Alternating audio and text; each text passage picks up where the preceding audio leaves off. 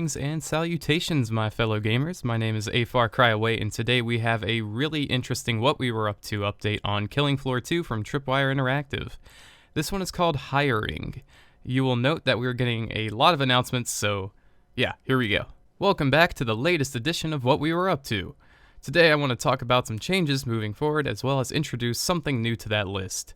For those of you who don't stalk my posts or hang out in the Steam chat for Killing Floor 2, we have recently lost one of our gameplay programmers.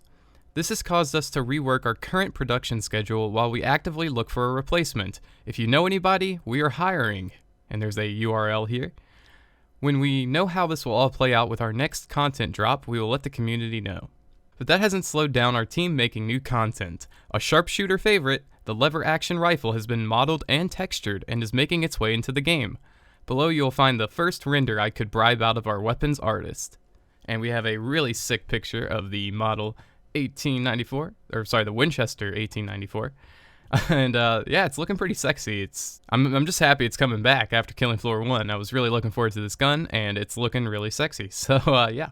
The crossbow will be following it in shortly as it gets finalized and our scope feature finishes coming online. Now also coming along with these two new weapons is a new map we've been working on.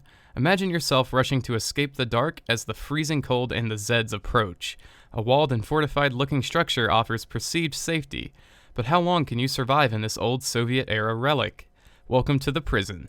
Something else I wanted to touch on today is another longer-term change we are looking at that may take some time to materialize, a refinement pass on Hans. Beyond looking at his melee damage, which we know the community has more immediate concerns about, we've been looking at the overall battle flow and how we can improve it.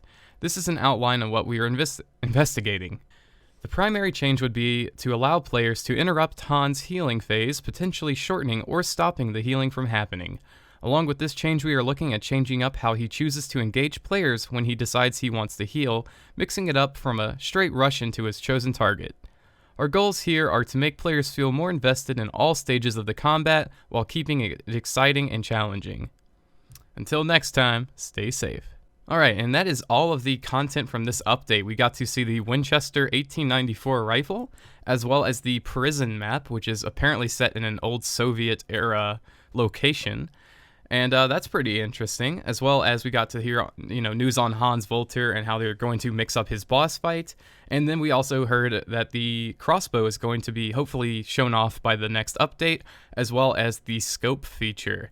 So hopefully the scope feature is, I hope it's multi-render, kind of like how Call of Duty Ghost had it, where it renders the scope picture, but also like around you. I think that would be really neat. Hopefully they can make it where it doesn't take too many PC resources though, because it would be a shame to not have people be able to play this competitively on like a lower end system. But that's really cool, and I'm really looking forward to Sharpshooter, as that's something that I played the shit out of in Killing Floor 1. And yeah, so hope you guys enjoyed this little update, and as always, subscribe for more Killing Floor 2 news, and I'll see you guys on the Killing Floor. Peace out.